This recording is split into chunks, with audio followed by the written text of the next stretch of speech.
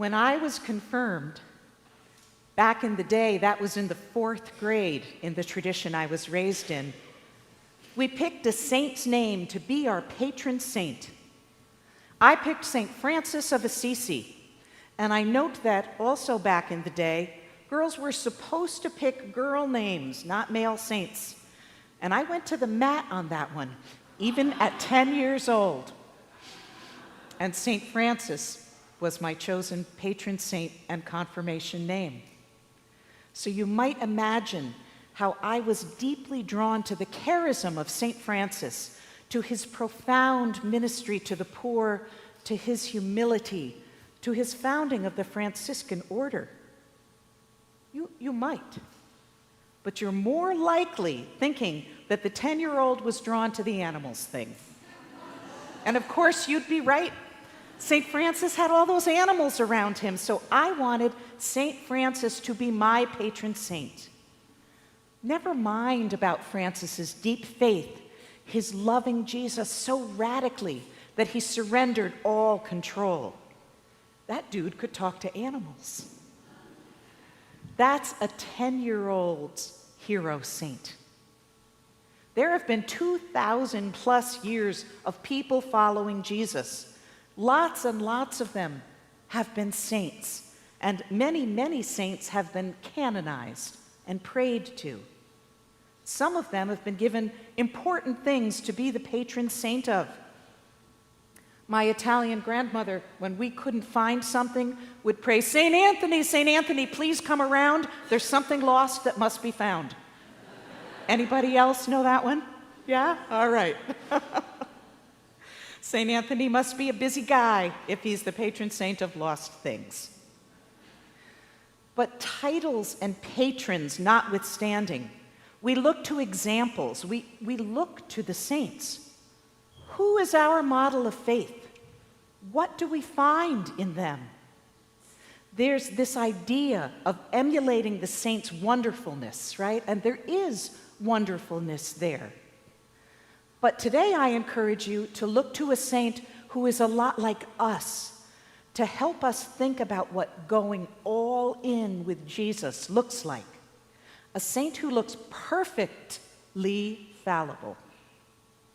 So you know from today's gospel reading that I'm talking about Peter. He doesn't have enough faith to get to Jesus today, does he? He doesn't when he sinks in the water. He doesn't when Jesus has to tell him, "Get thee behind me, Satan." He doesn't in Jerusalem when Peter denies him 3 times. That's where we often go. Our minds hold this gospel as a criticism, right? A criticism of Peter.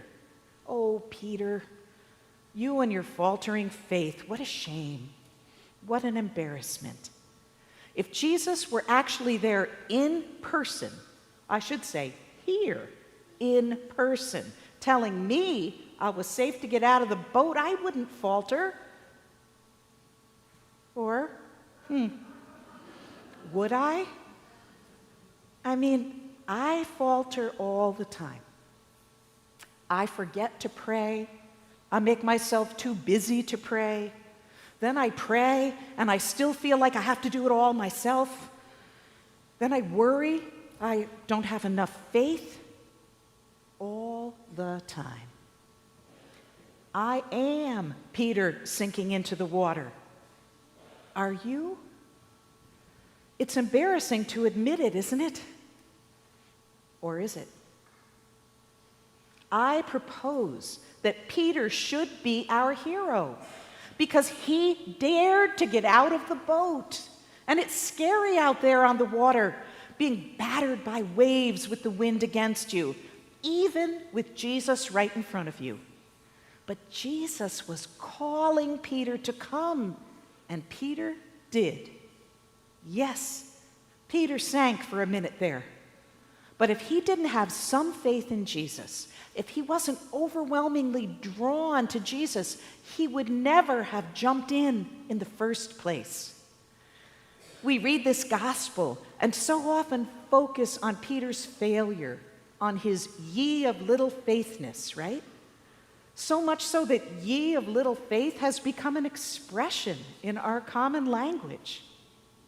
But Peter, this icon of imperfection throughout the Gospels, he is our guy. The one who starts to sink like a stone is the rock on whom Jesus builds his church. On purpose. Why? Well, Peter dared to get out of the boat. Those other guys are still in the boat. They're looking. They're watching. Peter says, I'll come out there. They're like, he's nuts, he's nuts. Jesus says, come. Peter steps over the side and they're watching. They're still in the boat. But Peter's so drawn to Jesus that he must go. And when he does, remember, Peter does walk on water. We forget that part. Peter did walk on water, a mere human. If you're like me, you may be used to hearing the gospel spoken in admonishing tones. In your mind's eye, do you see Jesus shaking his head and scolding Peter with disappointment or even disdain? Ugh, you of little faith, patooey. But isn't it more likely that to this beloved, faltering, soaking, wet man who loved Jesus so much that he dared to get out of the boat and think that he could walk on water and did, that Jesus says with affection, oh, you of at least a little faith? And they smiled at each other because Peter dared to get out of the boat. So, did you guys see me? I walked a little bit. It's a big deal. In this gospel, as in our own lives, we so often focus on the faltering when there's actually a message here about daring to step out into the storm, to walk on water with Jesus, to do what feels scary or even impossible because of Jesus, to not get stuck in everything else that common sense and culture taught us, and to move closer to Jesus. We are drawn to the sacred. We are flesh and spirit, and the spirit is restless for union with God. We see Jesus out there on the water in the midst of the storms of life, and we are drawn to him. So the question for each of us every day is, do we dare to get out of the boat and follow? I dare say that we do sometimes, and even lots of the time. We have moments of both contemplation and action where our senses suddenly take in the sacred and our spirit swells and we know what it is to be here walking on water with Jesus. We sometimes float on that connection, and other times we fight on because of that connection.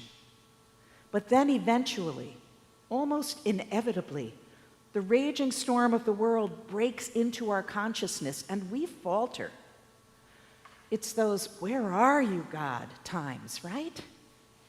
And when that frustrated or even desperate questioning happens, when we feel ourselves, our hearts, our faith sinking, we may exacerbate our own distress, berate ourselves so loudly and guiltily with you of little faith that we drown out Jesus saying, my dear one, look how you walked on water there for a minute. Faith is not a quantity. It's a journey alongside Jesus. He holds out his hand and we feel the draw. Have you ever been sitting across the table from somebody and you just wanted to hold hands? There's a draw. Sometimes faith feels beautiful like that, but often it's tenuous, and living out our faith is scary. The Spirit is no tame dove. She comes on fire, right? Faith is risky. Living the way Jesus told us and showed us is risky. Do we dare to get out of the boat and follow Jesus' way in a world that says, just take care of you and yours? I do see us trying to as followers of Jesus, but it is hard. That's why I say Peter is our hero saint. He's like us. Peter wanted to and did walk on water, but then he sank. But then Jesus held out his hand and helped him. If we're hoping for Jesus to prevent us from ever getting wet in the storm, we're missing the journey here as children of God, because we all get wet. But faith tells us that every single time Jesus' hand is there, this side of the grave or the other. And friends, what's so great about the boat anyway?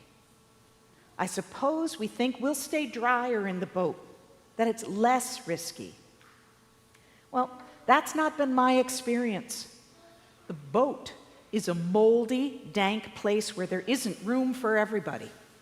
It's where we cling to when we're afraid, a familiar, tight enclosure that we cling to when we could be out there walking on water. Haven't you seen it and been dazzled?